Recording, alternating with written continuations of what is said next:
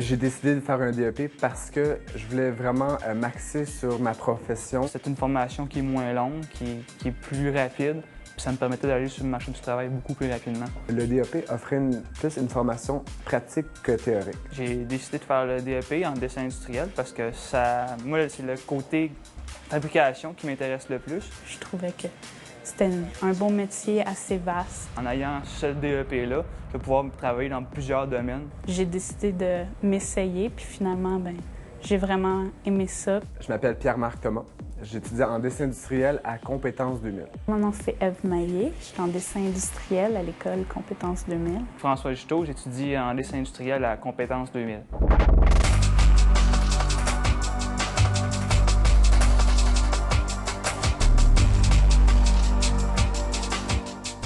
Concrètement, le dessinateur industriel, ce qu'il va faire, c'est prendre une idée d'un ingénieur, puis la concrétiser sur un dessin, pour pouvoir ensuite l'envoyer en production, puis ensuite pouvoir la vendre. L'outil que le dessinateur doit utiliser, c'est des logiciels de DAO. C'est des logiciels qui remplacent autrefois des tables à dessin.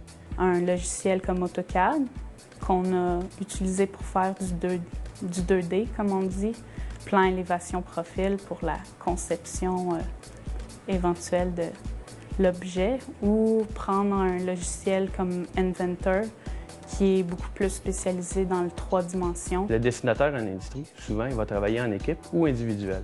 Il va travailler en équipe lorsque c'est le moment d'élaborer de nouveaux projets avec les ingénieurs.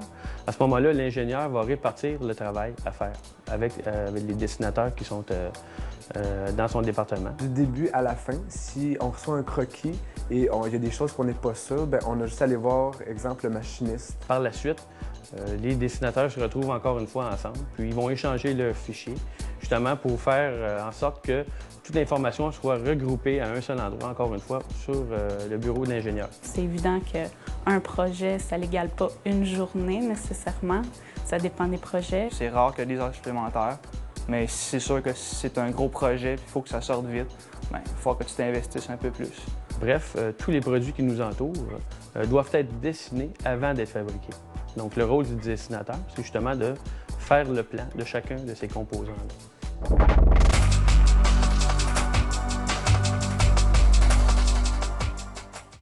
Les aptitudes nécessaires, c'est avoir de la minutie, avoir de l'ouverture, avoir un bon sens critique. D'être capable de communiquer, parce que le dessinateur va travailler constamment en équipe. Avoir un bon œil critique, avoir quand même être à l'aise côté informatique. Aussi, il faut avoir une bonne vision spatiale. D'être capable de voir une pièce en 3 dimensions facilement, parce que souvent, qu'est-ce que tu as au départ? C'est un dessin croquis bien vite à la main, pas très clair. Il faut être patient. Il faut être une personne minutieuse, parce que c'est important le détail en dessin industriel. Être ordonné, parce que sinon, tu as une multitude de plans qui s'empilent, puis tu peux plus te retrouver. Un dessinateur industriel doit être capable d'accepter la critique. Autrement dit, le dessin qu'on fait n'est pas toujours parfait. Donc souvent, les gens vont venir critiquer un peu notre dessin et dire « ce serait peut-être mieux d'améliorer ceci ou cela ». À ce moment-là, il faut être ouvert un peu à la critique. C'est important.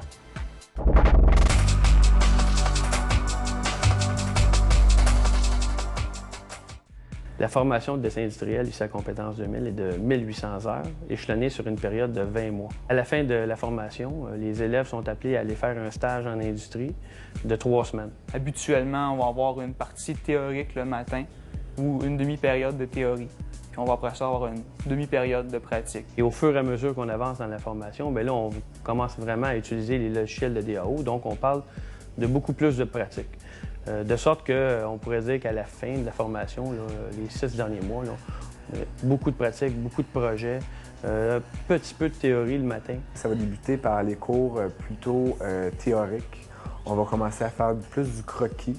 Et plus ça va aller, on va commencer à faire les mathématiques, la trigonométrie. On nous montre vraiment la base sur les ordinateurs comme Microsoft puis toutes les Excel, ces choses-là. Après ça, c'est sûr qu'on embarque sur les logiciels DAO pour faire des dessins 2 dimensions, plan élévation profil, des dessins de fabrication, dessins d'assemblage. Ensuite, on va faire de l'hydraulique, toutes les vis, les boulons.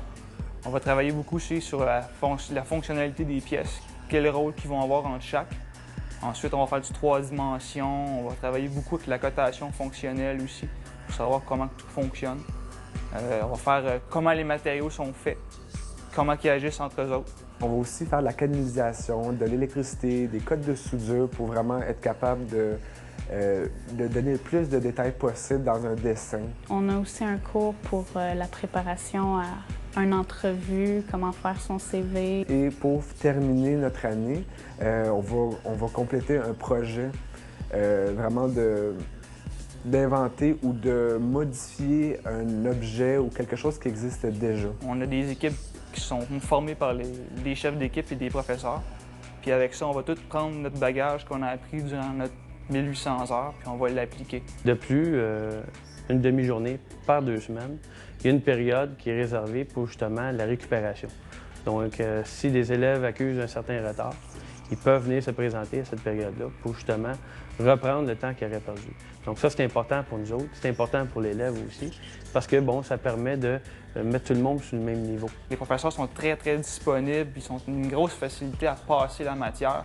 Puis c'est probablement ça qui fait la grosse différence avec un cours qui est seulement magistral, qui est juste de la théorie tout le temps. Ils ont une expérience, puis cette expérience-là, bien, elle ressort dans leur formation. Je suis pas mal fière de tout ce que j'ai appris. Je suis plus assurée, mieux préparée à être lancée sur le marché du travail. Pour nous autres, c'est important que les élèves réussissent parce que, bon, l'industrie est exigeante. Et puis, on sait ce qui les attend. Eux autres, peut-être un peu moins. Donc, pour nous, c'est très important de bien les préparer, d'être présent pour tout le questionnement. Et puis, c'est une des valeurs qu'on veut véhiculer dans notre secteur ici.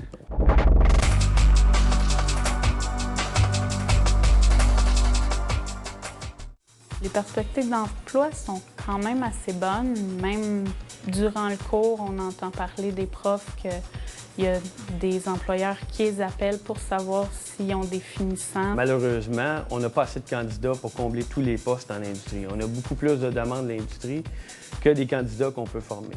Alors, c'est un heureux problème, sauf que, bon, il y a une demande grandissante dans l'industrie. Les employeurs, c'est tout ce qui est secteur manufacturier. Ça veut dire les compagnies qui fabriquent des pièces automobiles, des pièces d'avion, les chaînes de montage aussi. Ça veut dire les entreprises qui font l'encanage, ces compagnies-là. Partout où est-ce qu'il y a un bureau d'ingénierie, génie conseil, même les villes qui peuvent avoir des dessinateurs.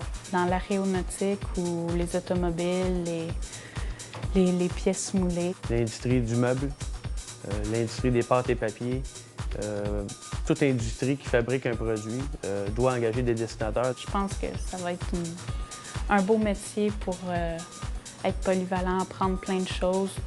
Tu n'as jamais fini d'apprendre. Le sentiment que ça me procure, c'est de voir quelque chose que j'ai fait, puis savoir que c'est moi qui l'ai fait, que ça fonctionne, puis que j'ai eu des bons commentaires pour ce que j'ai fait, dans le fond. Si j'aurais à retourner en arrière, c'est évident que je choisirais le même choix.